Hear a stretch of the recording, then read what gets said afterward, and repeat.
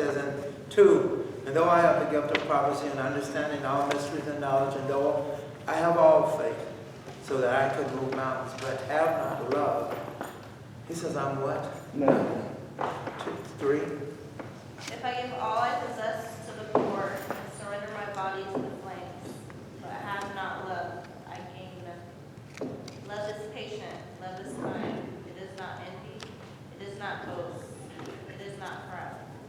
Guys, here's where we are. Here's where we are. And then we know Calvert will be the next reader. But guys, if you can, turn your papers. Or do you have your papers? All right, if they don't, Jim, can you make sure you get the papers in 13? I guys, we've already talked about the gift of understanding and all mysteries. Then I've got the gift of faith, right? If you turn your papers there, I got this. There is a gift of faith that is the very special gift of faith that is given by the Holy Spirit to remove mountains and to do great and miraculous things for God. Note the word all. Imagine a person possessing all faith, yet if he did not possess love, he would be what? Nothing. Then it says there are, see it, Tiffany? There are several dangers. There are several dangers in giving. There are dangers of giving out of duty, giving with contempt because one is forced to give, giving with an air of superiority because one has and the needy do not have. Needy do not have. Giving with a rebuke because one feels the needy are just irresponsible and ought to make their own way in life. That also was the last one, guys, that we didn't cover. And that says giving with a rebuke because one feels the needy or just irresponsible and ought to make their own way. You've heard of that? So what am I talking about? In the paper, you don't have paper? The last one, giving with rebuke. See, we got the giving out of duty. Well, the Bible said I'm supposed to give, so I give. And then we turn around and say, we are not to give grudgingly or out of necessity. So I give. And then we turn around and state, that's it. So, I got to make sure that I don't give I don't make it a duty when failing to understand you've already made it a duty. You already said this is what I have to give. I'm looking at I pull out my money, and as I pull out my money, I'm saying, okay, I'm going to need this, so maybe I'll pull $5 out and give to God. And then I'll put the rest back in. Guys, what's wrong with that picture? Oh, I'll try this. Oh, how about this one? How about this one? I got about $60 in my pocket, and I'll give God all 40, but I'll keep 20. How about that one? I go just the opposite. Out of duty. So you gave more. So I put it out of duty. Something to think about. It's still wrong, so help me. Right, because Hebrews 10. Hebrews 10. You intended to harm? No, I'm not. No, that was Hebrews 4. But no, Hebrews 10. Why? Based on God giving trust to you. Well, you're not giving all you had. Not giving all you had. Well, come on, you got $20. Come on. Come on. Can't beat that. Can't beat nobody. I did give you more what I actually had in my pocket. So then, what is it? Hebrews 10:24 says what? It says, and let us consider one another in order to stir up love and good works. Keep on. Not forsaking the assembly of ourselves together as in the manner of some, but exhorting one another, and to much the more as you see the day approaching. Well, wait a minute. That's where I want you to go. Did you get to? Okay, it says, then here's the problem. The problem is, I came to church, I pulled out. I said, this is what I got. So I gave. Well, what'd you say? Right, that's you're there, but so it's a little bit. You're so close. But what's wrong with the picture? You read it till when, come on. To the last. Right, I waited till today to go ahead and give what I have. Yeah. When I was supposed to do what? Just like I should have ironed my clothes Saturday. See what I'm saying? Just like I should have spoke to, I should have been speaking to somebody during the week, so that Saturday would be my confirmation day. Hey, just calling to see if you are coming, right? Right? That's what that is about. We've got as a matter of fact, I did this I'm looking for this person today to come in. But when did you call them? I called them ahead of time, and then I turned around and waited to get a response. And then if I hadn't, then I would have done what? Did it again, just to see what's going to happen. And then I get a response, see you Lord's Day. Okay, what are you doing? Now I've got my confirmation. So I prepared them ahead of time.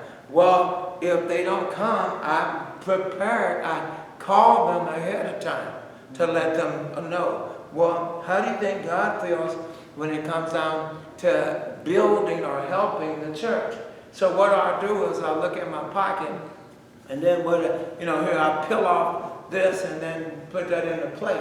I've even seen some people so embarrassed that it's balled up in their hands, so when the plate comes by, then they drop it in. And it's like, really? If you are ashamed, yes. And if you're really ashamed, then put it in an envelope. But the bottom line is you shouldn't be ashamed, because after all, you're to give to God. And that's supposed to be in generosity.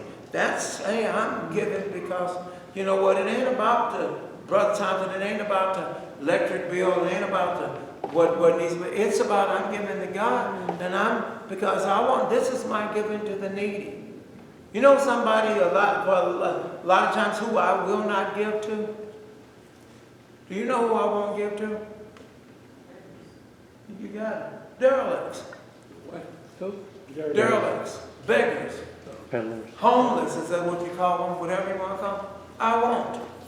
Somebody said, what? Why don't you give to them? I'll give here, but I'm not going to give there. Why? I've seen it too many times. It's a con.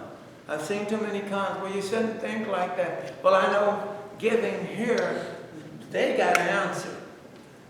Giving there, they could care less and go on about their business. As a matter of fact, the last time I decided to give somebody because I really thought, oh my God, they're struggling. And so I turned around and gave a nice piece of change to this person. They got in the car better than mine. Did you hear me? Did you hear me? And what was so strange about it was, what was weird about it, I went to the train station to pick my wife up. I was coming back. She just wanted to stop up at Food for Less. Anybody know where I live? Food for Less. So I stopped on the Food for Less, and I said, that's really like it's the same people. And then I just said, I'm going to watch, because I parked the car. I watched. I couldn't believe the car they when he got in. I was like, wow. What you had to do? I was like, wow. How you go to church with a baby? I felt so, believe me, I was like, it just tore me apart. It says, here I was trying to reach someone that I thought was really in need, and you sitting around in a new automobile than me. Wow. Chit-chatting with somebody else and driving off. I said, so how long have you, maybe that's why you have what you have. You know what I'm saying? Maybe that's why you have what you have. But guys, still the bottom line is, when we give what on the when as the day approaches. You don't prepare now. So in other words, if I got paid, then who gets paid first? God. Think about it. Then God gets paid first, and then guess what? Then watch this. Then you pay who? Yourself, right? Then what? Then you make sure you take care of your bills. You said, but I don't understand. But if I give all to God, then I'm not going to have. God wants you to use wisdom. You made the bill. God wants you to pay the bill. Stop and think about it. That's a pledge, by the way. You made the pledge. You made the obligation. so then you meet the obligation. You do meet your obligations. So where's the wisdom? The wisdom is what I need to do is sit down, maybe, or what I need to do is sit down, maybe I need to calculate what my bills will be, have a monthly schedule so I know what my bills will be, so there's no hidden agendas anywhere. And so now when I got paid, I already know what my bills will be, so I know what I can work with. I bet it's not $5 when it's all said and done. But I bet you say, all I got is $5 to give. I bet it's not $5 when it's all said and done. Bet you still have some change that you need, that you can work with. Well, I still got to eat. Yeah, Satan will give you all excuses in the world. Just keep it. You keep coming up with him. He'll give you. You probably need to go to movies. He'll give you. You probably need to go dancing. He'll give them to you. He'll give you all the excuses that you will feel you need. So then watch this, guys. He's made this statement. That's why it says now, giving with a rebuke. Because one feels the needs are just. You ever been where someone needs something? I mean, every time you say, here they come again. Here they come again. I've seen this recently in the church. Your brother or sister need help. And now they came once, we ain't gonna give them no more. Did you hear me? They came once and now here they come again. Well, they might come again after that too. I suggest strongly that you don't give. You hear me? I really do. I suggest strongly because it's not from the heart. So don't give it.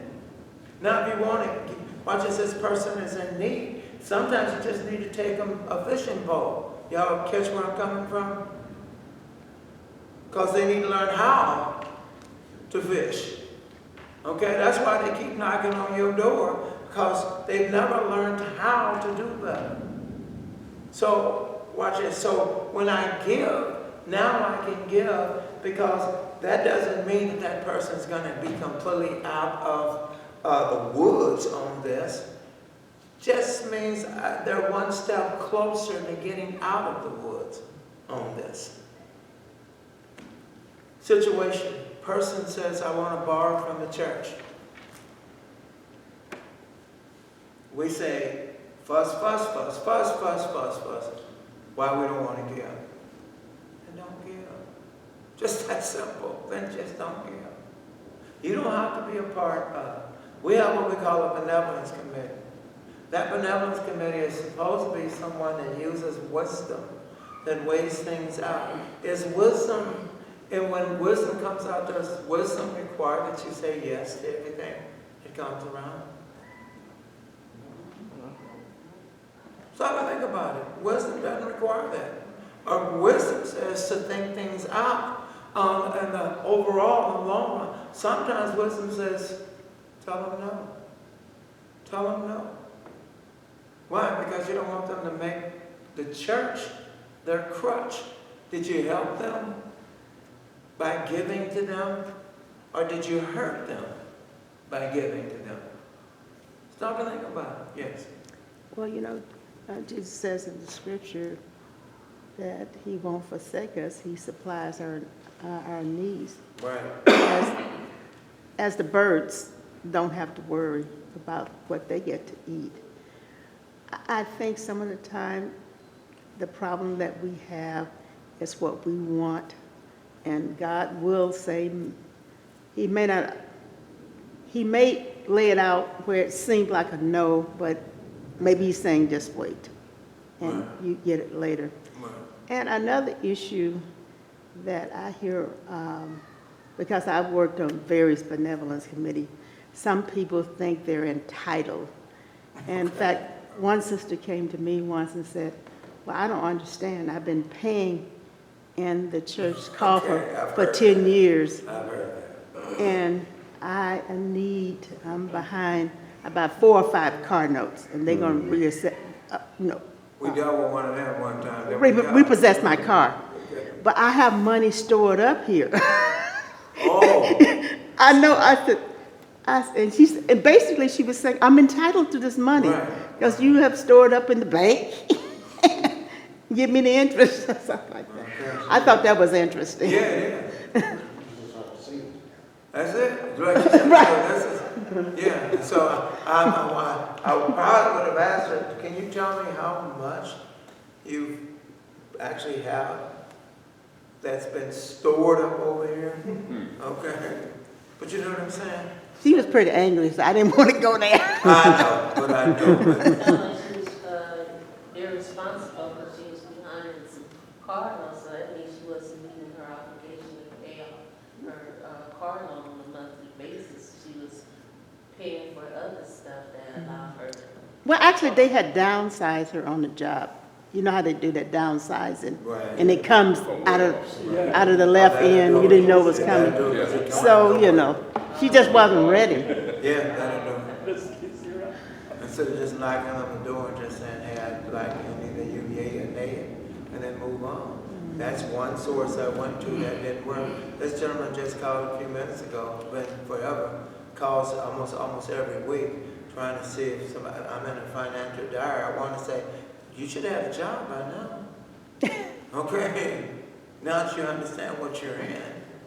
You know, because this ain't the first time. This has been going on for some time. So why aren't you seeking work? Or why aren't you seeking government help somewhere? But anyway, guys, let's get past that. Your Bible says in 4, it says, love suffers long and is kind. Pull your papers. Love says what? See in the back side? Practices being patient. So love suffers long, so then love practices being patient. Watch this. Love practices being patient. How can love practice being patient? Then something has to take place.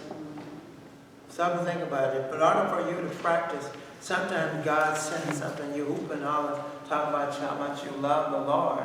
And he says, well, why don't we practice this? Why don't we see how much you love the Lord? Patience. So he says, why don't you learn how to long suffer? Guys, we're on Wednesday morning in the book of Job. Read it. When you see what's going on with long suffering, this gentleman's going to go through, is going through some stuff. Long suffering. So watch this. So we got what? Long suffering? Love practices being patient or long-suffering, literally long-tempered. The word is common in the New Testament and is used almost exclusively of being patient with people rather than with circumstances or events. Love's patience is the ability to be inconvenienced or taken advantage of by a person over and over again and yet not be upset or angry. Can we do it? So, Did you see it? Can you do it? I figure we hit home. So can you do it? Someone has done you wrong. Can you tell them, I love you? Can you keep going? Love and make a mind. Love, and watch this. And you have the ability to do it because God has equipped you. So what are you saying? Your first thought at the beginning says love does what? Love what? Practice. You see what I'm saying? Practice. It's anything. It's everything. When you practice something, you have a talent, but you have to do what? Now to develop it. You got to practice it. You have to work with it. It has to become a part of your life. It has to become real. If it's not a part of your life eventually, I don't care, some of the best, I says, and I watch some of the best, and I'm looking at ball players, I watch some of the best, and when they haven't practiced, woo, do they look bad. They come out and throw up a brick, they come out, I says, I stopped watching football because it's just too fixed. I mean, I'm just tired of seeing how fixed it is, especially, well, let me say this, I stopped watching a lot of the playoffs because it is just too fixed. It is nothing but money. But to see, but to understand there's still a practice side of it. Exactly. Y'all saw the game the other day, right? Everything stays now. Isn't it something? Even Brady, even there was not a touchdown, but they took back a touchdown when they were playing the Steelers. But here's another one of those times, and they give it to them. I says, I'm done. I don't even want to. My wife asked me, are you going to watch the Super Bowl? I says, we'll have it down here. They can watch it. Did you? They can watch it. I said, I'm tired of it. It's just it's a money thing. It's just a money thing. But I don't know how we got into that. But the bottom line is, guys, look at this love. Love is something you practice. You just have to keep doing it and keep doing it and keep doing it. And I've always said when you pass the test, sometimes you have to do it again. Because that's when you think you've done it, you've accomplished it. Well, the work don't stop. That's the key. As long as you understand the work don't stop, that practice is going to continue. Because even the Bible says, pray continually, That's right. consistently. Don't stop. Even when your prayers are answered. Keep going. Yeah. And keep going. And watch this. And we know when your prayers aren't answered, you continue to keep praying. But somebody says, well, no. That's when you pray the hardest, when your prayers aren't answered. And someone says, maybe God is. God ain't no maybe nothing. Either God wants to give it to you or God doesn't. Ain't no maybe to it, or maybe just not now. The answer is no. It's just that simple. The answer is no. No, you can't have it. And so what am I going to do? Then I practice on something I want. Listen where I'm coming from. And I still don't get it. Because God is looking out for our best. And what do you mean? With God looking for our best, that means never will you get it. Never will you get it. Why never will I get it? Because I'm looking out for your best. I know it will take you away from me. I know it will take you away from the love. So the answer, no, remains no. So what do you mean? So then I practice on accepting no. Okay? I'm serious, but that's what it comes down to. So I practice on accepting no. Learning how to accept no. I was trying to remember this game, Alabama. When the quarterback had been playing, starting out all year, all of a sudden he has to go sit down because they bring in this kid. And this kid just, phenomenal. That's what's taking place. Well, he could have gotten on his interview and said some very insensitive words. But his thoughts was, I'm so proud of him. He's done a fantastic job. Well, what are you saying? Learning how, I know this is what you want of me, to what? Rebel. But I'm not going to rebel. I'm going to do what God, what's best for the situation. Someone said, being politically correct. How about godly correct? Exactly. How about this godly correct? I'm going to do what's right. When you call him, Yes. you don't think like that. Yes. God equips his children. That's right. Believers have to do this. Right. The carnivals is not going to see it. You got it. And what are you saying? That's exactly where we're at. That's why I keep saying love is patient. That's why I said love's patient is the ability to be inconvenienced or taken advantage of by a person over and over again. The world will say you got to be out your mind. Don't get bit by the same dog twice. That's what the world would say. Stop and think about it. You say, no, I know this person's treated me bad. I know this person means no good for me. That doesn't matter. What I'm going to do is use something that God says is extremely powerful. Love. Remember? Love. Love is extreme. Hear me? Love is extremely powerful. Love ain't just powerful. It is extremely powerful. You hear me? It's always demonstrated. Yes. Okay. Yes. You know, there's some good thoughts, because it's patience. I know it's a young man whose daughter has a man. Okay. Won't let him see the grandchildren. I mean, they going through it. He wants to give up. So I know I can handle this. Her husband don't want them, you know, it's a husband, they married. But the husband said, I don't want your parents to see the kids or become violent. And it's like, I'm going to give up.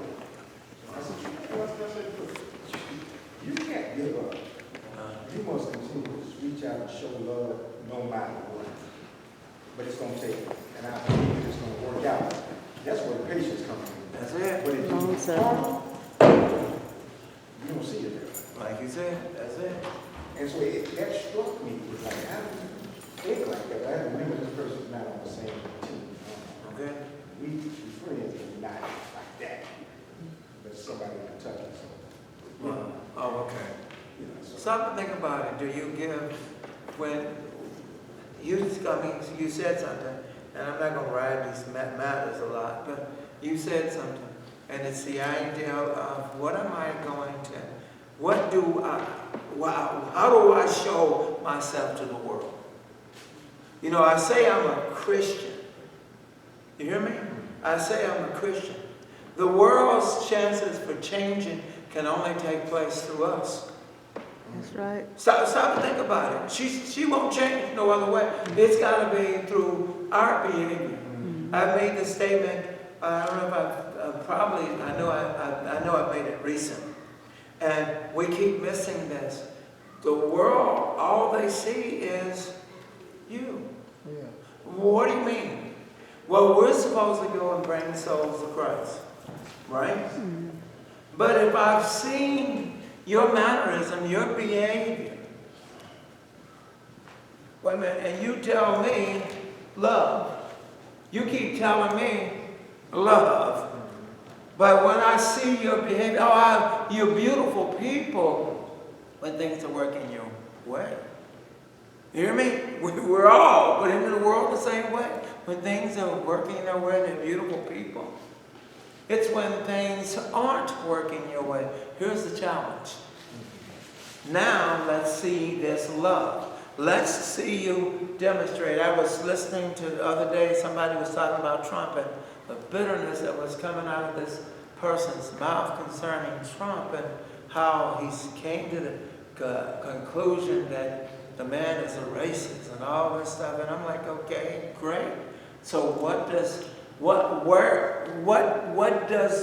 you bringing this up, what good do you accomplish out of it? This is where I'm at.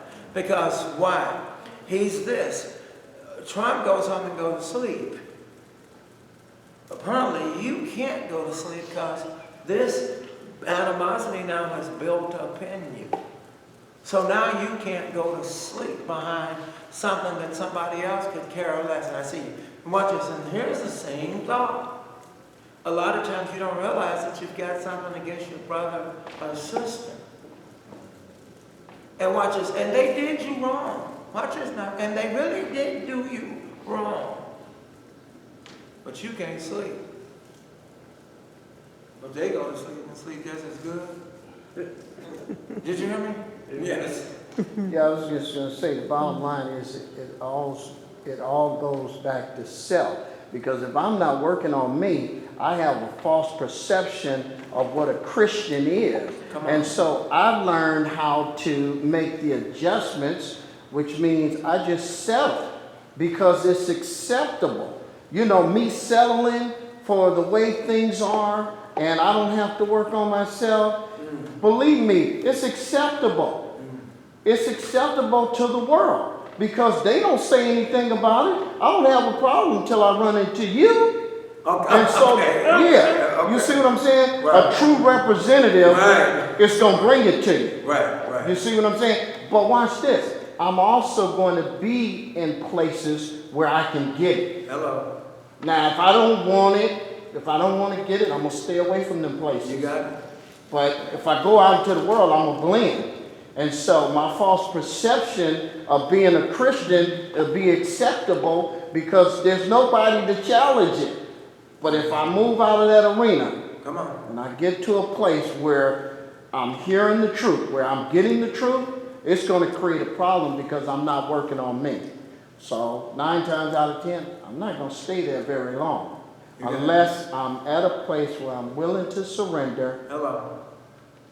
And then that's when it starts to make sense. Oh, okay. I see what it is now. I got some work to do. No longer being guilty, but being convicted. Yeah. Yes. I'm struggling a little bit this morning. I lost another cousin, but they were sisters. So it's 2 sisters that's gone. First cousins, right? My mother's brothers, daughters.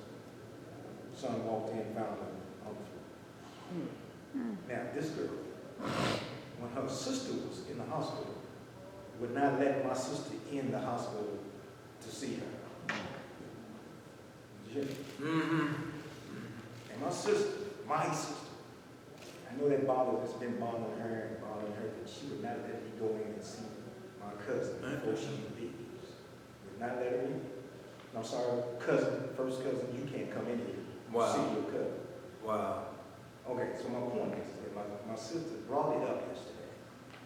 And she said, but you know what? That went through my mind. She said, but I'm still going to do whatever I got to do. They need me. But I could see where the bitterness could have been. Yes. Right. You didn't even want me to come in, I ain't even going to. Right. Could be like that. There you go. There you go. But because of love, she has to remove that. She has to have that. Another mind. Like you said. So there was the challenge right there, but that popped up in her head. And now, she's gone. So I'm going to say about that.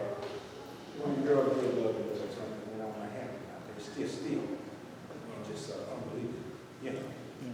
My point is about the love. Can you have to get them to the class? So guys, watch this. Look at your next word. He says, love suffers long. He says, and it's what? And it's kind. See that? It suffers, but it's also kind. So watch this. I says, being kind. Being kind is the counterpart of being patient. To be kind means to be useful, serving, and gracious. It is active goodwill. It not only feels generous, it is generous. It not only desires others' welfare, but works for it. We're talking about what? Kind. Kindness. Look at what kind does. The fruits of the Spirit. And watch this. I don't know if she can erase the board. I don't know if she can make my umbrella. Make me an umbrella, because I'm not the best designer in town. I know something I didn't want. I know something I couldn't be a designer. Okay. Because they'd ask me An if I laid it out. An architect. They go, an architect. They ask me, go, now, what is that? What is that? So I want you to look at it as she gets this off, because guys, we got to put love is on top of this umbrella. And then I want you to see what's falling up under this umbrella. So we've got love. And so far we've got love, we've got what? We call it what? Patience. Right? So you got patience that falls up under, long suffering that falls up under. You say, well, they're all the same. Yeah, they can be. But my patience, you can be short patience, have a little patience, or you can learn what long suffering means. Guys, I made the statement, long suffering. Yes, to put up with. That means I put up with whatever it is. I'm just going to suffer it. I'm going to deal with it. Hopefully either you'll change, or hopefully God watches this love that I have. Hopefully now this love is something that I practice. So that as I practice this love, guess what happens as I practice this love? That person didn't change. What? No, they didn't. That person didn't change. But because I've been practicing long suffering, Because I've been practicing patience, I changed. See what I'm saying? But I changed. I changed to accept them for who they are. I've learned to accept it. So what do you mean practice? I practice it. Lord, I pray that you change their hearts. God's saying, yeah, I'm working on the one I need to change right now. It's yours. It's yours. You're the one that's got a heart condition. You're the one that got a problem. So we've got love, long suffering. Then we've got brother kindness that's coming in. Remember, we just dealt with brother kindness that came in. So to be kind, guys, because I give some money to a derelict doesn't mean that I'm kind. Just mean I gave. Just because somebody opens that door for these young ladies that came in with their children doesn't mean nothing. Kind just means I open the door. I mean, stop and think about it. So then, kindness then is also a what? Is it a verb? Is it a noun? What is it? Action. It's a, come on, it's an action verb. Right. Is what That's it is. what a verb is, an action. Yeah, so we've got an action verb that takes place on kindness. So here we come in with kindness. Did you put kindness up there? There you go. So here we come in with kindness. It all falls up under the realm of love. Well, I started off with love because if I'm practicing like I'm supposed to be practicing, I learn how to be patient. I learn how to be long suffer, and I learn how to be what? Kind. So then I learn how to be kind. It's coming. So in there, well, forgiveness has to be there. But look at all of these things. In order to love, you have to forgive. Well, look what love is doing. So you see this umbrella that love is forming. Look what love is producing. I'm saying that because here's the question. Do we have it? See, Paul is talking to the Corinthian church. Yes. Do we have it? Here's a church that has all the gifts. Right. Hear me? Has all the gifts. And Paul already told you that prophets nothing. So Paul now was talking about something, believe it or not, that, watch this, that's a gift, but it's for you to use. It's something personal. Paul says, I want you to understand all these things that you can do to make yourself look like something. Here's one that, boy, that you really need to cherish, that you really need to hold on. And watch this. And everybody can get it. Hear me now. Everybody. Not everybody could speak in tongues. Not everybody could heal. Stop and think about it. But watch this. But this gift, everybody can use. Isn't that awesome? Here's a gift everybody can use. You apply it to the church. Instead of hating, why don't I love? Why don't I love like I should be? But because it's easy to hate somebody. Did you know? Did you know it's easy? It really is easy to hate somebody. But watch this. But don't you understand what's going on with the church? It's easy to hate. Let me help you. It's easy to hate. Did you know what it should be is easy to love? You hear? We've made hate a normal behavior. And when it should be love that's the normal behavior, hate should be the abnormal behavior in Christ. You came in with a normal that you thought was a normal behavior. You came in, hey, I don't like his shoe. I don't like, he could preach a little sharp. I wish he'd preach, maybe he'd preach on this. You know what I was, did you see what she had on? Yeah, I can't believe it. And the nerve of him. I bet his glasses ain't even tint. I bet them tinted glasses. Why you gotta wear tinted glasses? But you know what I'm saying? What's going on? You learn, that is a behavior that we got out of the world. And you did what? You bring it into the church. God says, I'll take you just the way you are. But watch this. But there has to be what? Changes. Coming to the church was a change. I've said 5 years is all I've asked you. Go back in 5 years of your life. And if you still have that same pattern that you're doing, something's wrong. You haven't grown. Something's wrong. Yes. Yeah, see, we don't have no signs on the building that says, you're welcome to come in, just leave self outside. That's why it's a problem. So that's why we don't, just like hate, it should be foreign to us. Right. But it's not. It's natural now, because we're so used to it. And like I see, the world don't teach anything contrary to it. Sure don't. They sure don't. And so if you're relying on the world to be the teacher for you, you're going to stay conformed. Because the world said if they do you, you do them. You hear me? God is saying if the world do you, you help them. Amen. What's wrong with that picture? Watch this. He's got kindness. He's got love. He says, watch this. He says, love does not what? Envy. Look at your Bible. The word is called jealousy. So then watch this. Let's look at jealousy on your paper. It says what? Jealousy or envy has two forms. One form says, I want what someone else has. If they have a better car than we do, we want it. If they are praised for something they do, we want the same or more for ourselves. That sort of jealousy is bad enough. A worse kind says, I wish they didn't have what they have.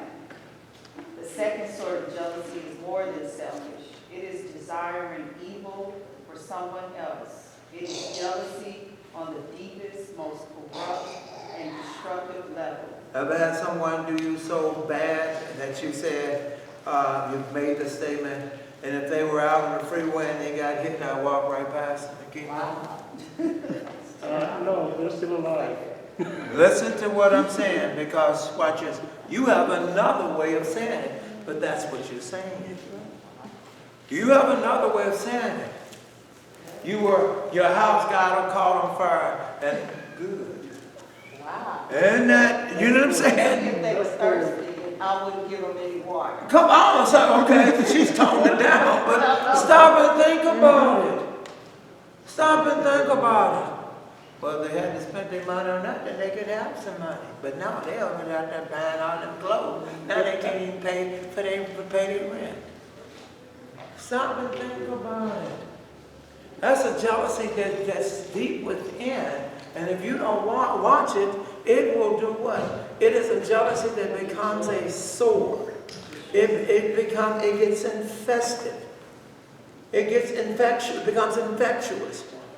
And watch this, it not only watches, it will destroy you whether you know it or not. Jealousy. So watch this, what's going on? Guys, I'm mentioning these things because something's going on in the church. This ain't outside the church. This is in the church. These behaviors are in the church. People say, I don't understand, I come to Westchester, and why you don't return? You don't think they feel your tension? You don't think they feel the tension? You don't think they can sense me and Steve can't get along? You don't think they can't sense that? You don't think they can't sense when you sit way in the back and everybody else is sitting up front, and you don't think they don't sense something's wrong? What's wrong with this picture? Why you can't sit together? Stop and think about it. Jealousy. Jealousy is absolutely a no-no, and that's in the church. It started with immaturity. Give me some time. God is still working on me. What are you talking about? Like I said, examine yourselves. I don't know why I turn around and look in the mirror myself a lot. And I ask myself, 5 years, I just go back 5 years. Do I have the same behavior? Do I have the same mannerism? Am I still short when it comes down to your temper? Can I smile more? I'm still, are you always serious? Can't you smile once in a while? Can't you take a joke once in a while? You see where I'm coming from?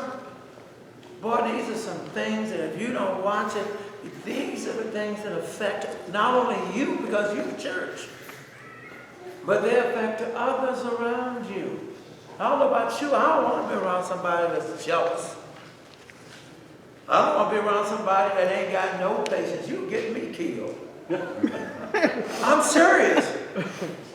I can remember a while back when my car stopped. I was coming to Bible study. I can remember a while back when the car stopped out there on the freeway, and I just haven't managed to get it over to the side. And I'll never forget it. It was a rainy day, and one of the brothers came by to help me, and I had to actually stop him from producing a fight. He was ready to fight some dude, some derelict. Who wants that? And so I had to turn around and clean it up and say, hey, brother, he really doesn't mean that. No, brother, he's all right. But come on, man, come on. Who wants that? Who wants to be around somebody short-tempered because the man said something that you didn't agree with? So now here you got on your boxing gloves and want to go at it. Who wants that? There's on the news not too long ago, a gentleman, they actually recorded it. The police pulled the gentleman over to the side and asked him, could I see your driver's license? I'm not giving you my driver's license. He said, so why did you pull me over? He said, sir, and I'll explain. Very nice. You can hear it on the thing. Very nice. Sir, I will explain everything to you if you let me have your license so that I can go ahead and... No, I'm not giving you. It got to the point he had to finally, and I'm serious, and I'm being quick about this, but it got to the point that he actually had to call in to get help. Wow. And then they come, and he was still adamant, and his girlfriend was in the car with him, and they were still fussing about it. And he says, that's probably because you don't have any. It's probably because you're driving illegal. Isn't that sad, though? Over nothing. People come up with junk. So wait a minute, guys. So we've got love, kindness, Paul was reminding me of the church about these things, right? yes. So, you had mentioned some of the dangers in giving. You had a list of that. But it sounds like there's a danger in not remembering.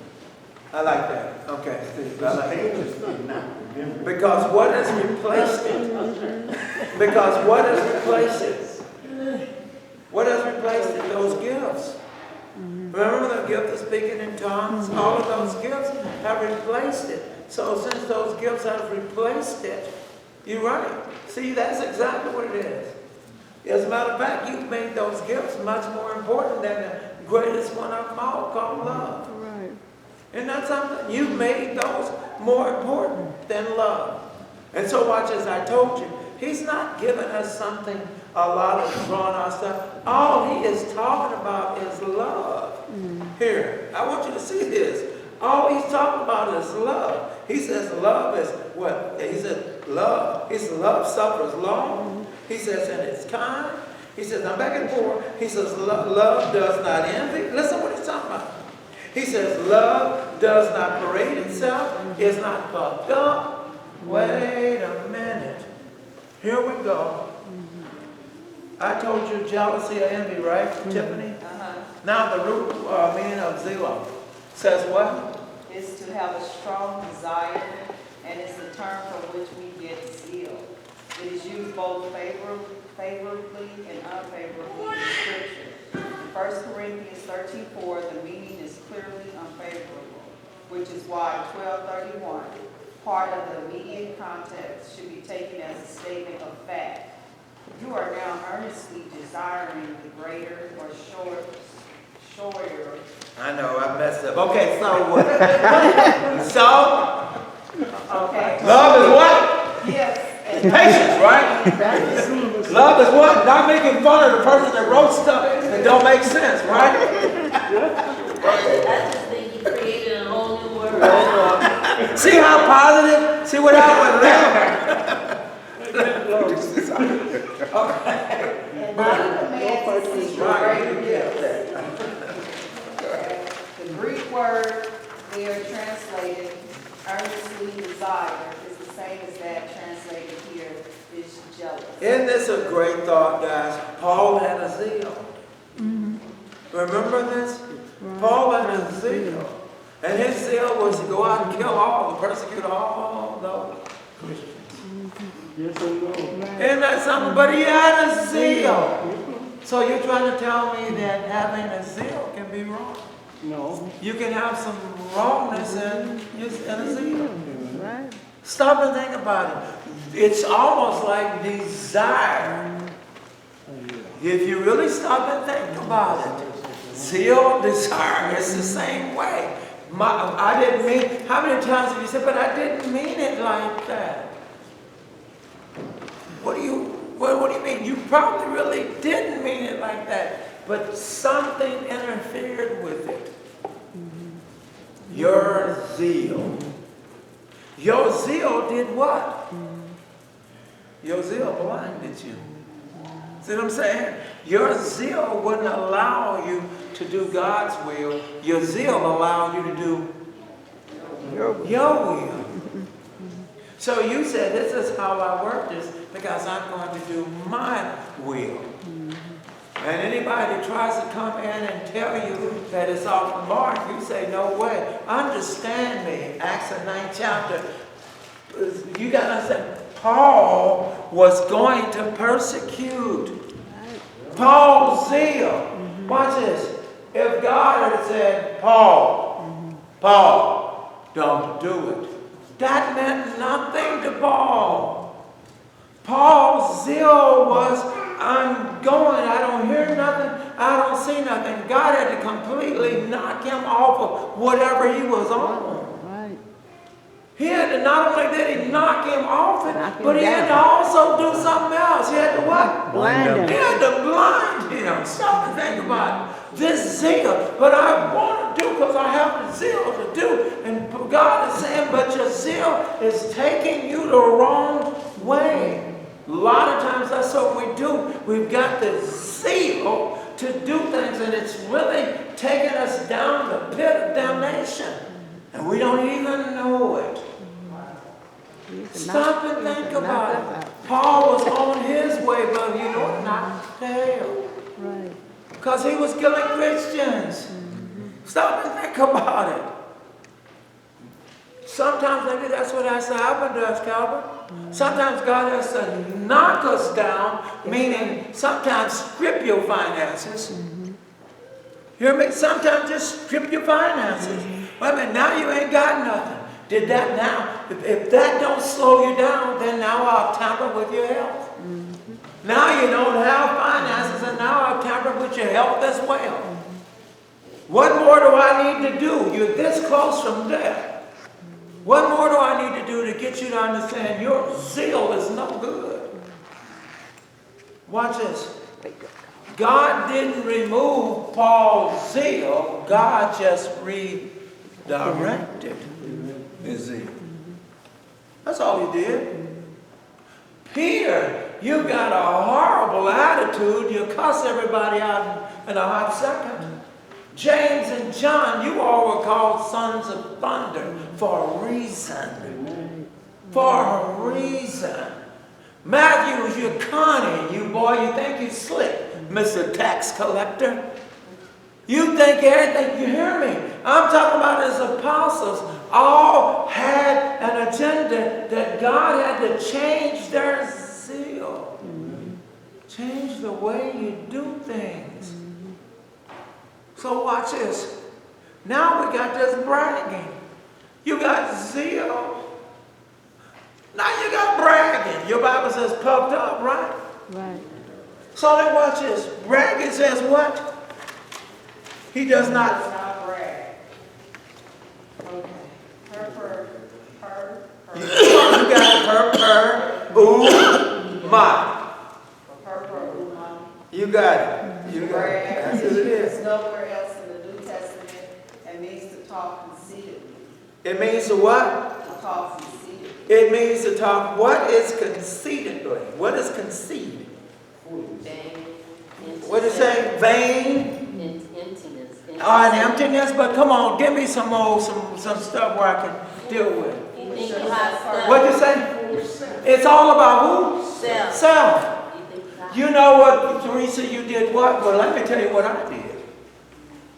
You did, okay, so you did do this. But let me tell you what I did. You know, girl, I remember too. You do remember this? Well, I remember, girl, I did one better than that. Yeah, Let me tell you. Watch this. Not only that, but Calvert, let me talk to you about Dwayne. Boy, he is something else. He just, you know what? I wish he changed, but man, he just something else. Oh, here he comes. Anytime you're talking about somebody, you're belittling somebody to do what?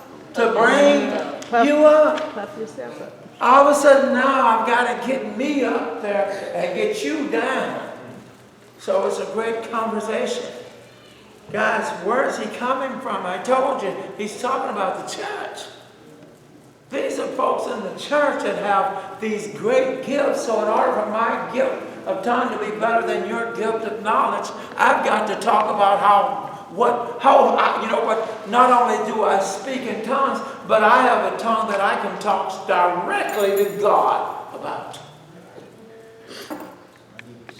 But watch this, but I have knowledge. I can discern everything that you're saying concerning God. We got a wrestling match in the church. Stop and think about it. We got attitudes. I would sit with Dwayne, but he thinks he can speak in tongues. He thinks his speaking in tongues is great. He doesn't understand my knowledge and my wisdom. Stop and think about it, how crazy this is. This is in the church. And watch this, and it's also a reflection to the church. A stranger comes in the doors, and we scattered everywhere. You don't think that stranger is thinking something? Why aren't they so scattered? Because if they love, after all I came into the church, if they love one another, surely they would sit with one another. Huh? There must be some dissension. They start painting a picture. And you haven't said anything but hi. They understand your hi means nothing. Are you the one that's causing the dissension? Which one of y'all is causing this dissension? Stop and think about it. Because somebody thinks they're better than the other. My time has expired.